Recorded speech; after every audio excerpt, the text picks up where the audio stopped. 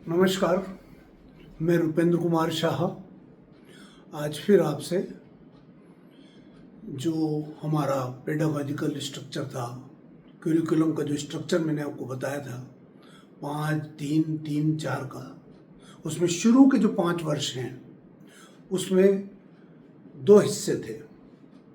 एक हिस्सा था ECCE का और दूसरा हिस्सा है FLN का। FLN 3 से 9 वर्ष तक ये चलेगा। 7वें-8वें वर्ष की बात हम FLN के अंतर्गत करेंगे और जो 3-4-5 वर्ष की बात है वो होगी ECC के तहत, जिस पे कि हम पहले चर्चा कर चुके हैं।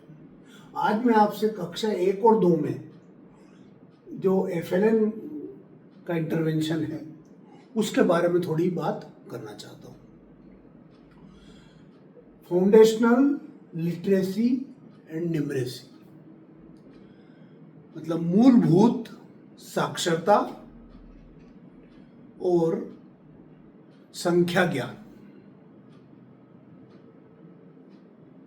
कक्षा 1 और 2 में NEP 2020 में भी ये बात आती है बार बार कि जब तक मूलभूत साक्षरता और संख्या ज्ञान अगर हम उस स्तर का नहीं ले पाते, एक निश्चित स्तर का, तो कक्षा 3 के आगे 3-4-5 में कई भाषाओं में, गणित में, अन्य विषयों में उस बच्चे को कौशल को प्राप्त करने में, दक्षताओं को विकसित करने में बड़ी कठिनाई का सामना करना पड़ता है।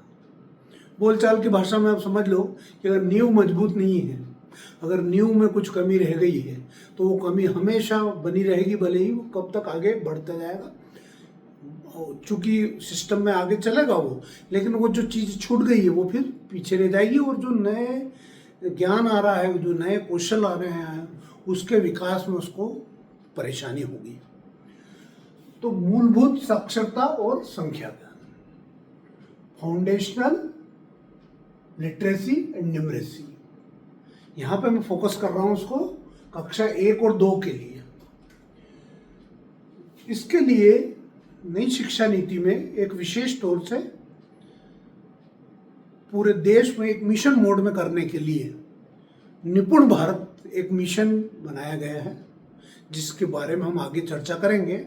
आज हम सिर्फ मूलभूत साक्षरता और संख्या ज्ञान पर फोकस करना चाहते हैं। तो हम मूलभूत साक्षरता के क्या कंपोनेंट होंगे, क्या मूलभूत साक्षरता से हम क्या बात जाना बच्चों में विकास करना चाहते हैं।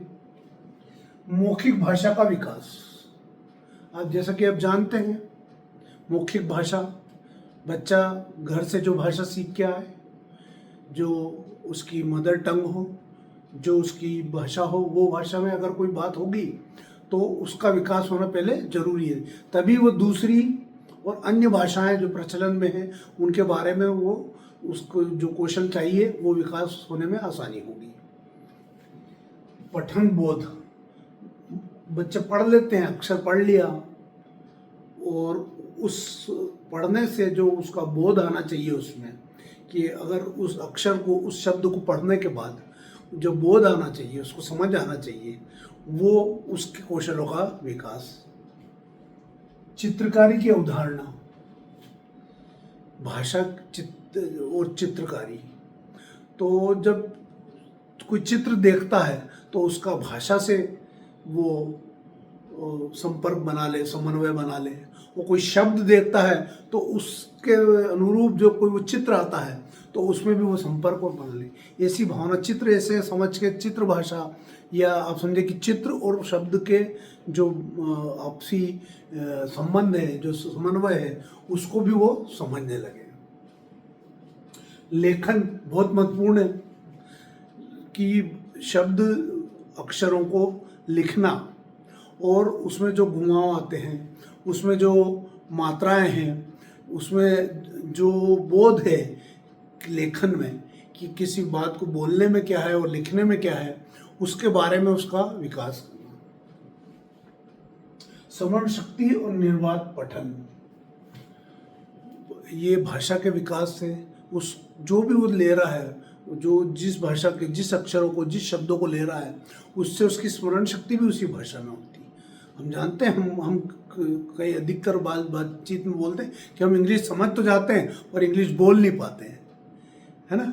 क्यों? उसका कारण क्या है कि हम सोचते हैं हिंदी में हैं और बोलना अंग्रेजी में है, तो फिर मुश्किल आती है।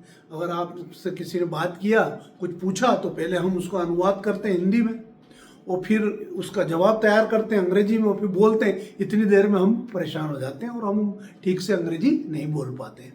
तो स्मरण शक्ति जो है भी उस भाषा में जब उसको विकास होगा, जिस भाषा में हम पढ़ रहे हैं, देख रहे हैं, जिस भाषा में हम समझ रहे हैं चीज़ों को, उसी भाषा में उसको स्मरण भी करने लगे तो वो बात होगी। निर्बाध पठन, ये सब चीज़ें एक दूसरे से जुड़ी हुई है। निर्बाध पठन भी तभी होगा जब मेमोरी में वो शब्द अपने होंगे, वो भाषा के शब्द, वो चित्र, वो जब आपके दिमाग में होंगे तो ये आपकी जो पढ़ने की जो एक फ्लो है, पढ़ने का जो प्रवाह है, वो भी बनता है उससे। ध्वनि बोध, पठन पाठन के प्रति झुकाव।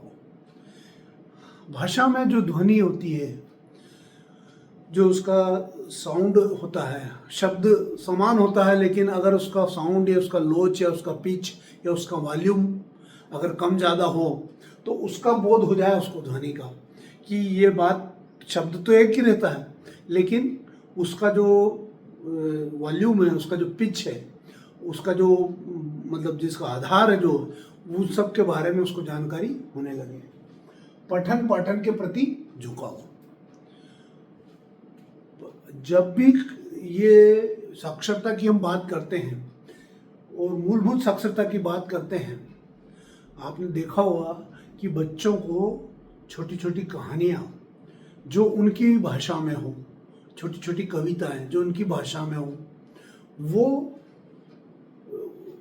पढ़ने की रुचि कैसे आती है। उसका एकमात्र तरीका है कि जो उसकी गृह की भाषा है, उसके घर की भाषा है, उसकी मातृभाषा है, उसके परिवेश की भाषा है, जब वो उसके कौशलों को सीख जाएगा, है ना, तो उसका दूसरा जो मटेरियल है या अन्य विषय का मटेरियल है, उसको पढ़ने की रुचि, उसको देखने की रुचि बहुत ज़्यादा होगी और उसी से उसका ये जो साक्षरता का पूरा विकास हो पाएगा। आप देखिएगा बच्चे कहीं भी जाते हैं तो जो साइन बोर्ड वगैरह है, मंदिर पर कोई नाम लिखे हैं, विद्यालय का कोई नाम लिखा है, उसको पढ़ते हैं वो बरोबर, और पढ़ के अगर वो उनकी भाषा में नहीं है तो फिर वो संबंध बनाते हैं कि ये हमारी भाषा में इसका ये मतलब है और जो यहाँ लिखा है ये इसका ये मतलब है। इस प्रकार से वो पूरा करते हैं। तो जब हम मूलभूत साक्षरता की बात कर रहे हैं तो हमको ये सारे जो घटक हैं, ये जो सारे क्षेत्र हैं, इसमें उनको निपुणता देनी है, इसमें उनको कौशलों के विकास के लिए पर्याप्त माहौल देना है, उनको आगे बढ़ाना है। ये FLN कक्षा 1-2 में जो मूलभूत साक्षरता के बिंदु हैं वो मैंने आज आपसे डिस्कस किए हैं। आगे हम संख्या ज्ञान में क्या है वो भी चर्चा करेंगे और उसके बाद सम्मिलित रूप से मूलभूत साक्षरता और संख्या ज्ञान में क्या किस प्रकार से इसको डेवलप किया है उस पर भी चर्चा करेंगे। आपको ध्यान रखने वाली बात यह है कि ये सारे अभी इन रनिंग है, स्कूलों में, सब प्रकार के स्कूलों में जा रहे हैं और इसका जो जब मैं मिशन के बारे में आपको बताऊंगा तो क्लियर करूंगा कि मिशन में किस प्रकार से इसको फिट किया गया और आगे कैसे बढ़ना है इसको। बहुत बहुत धन्यवाद।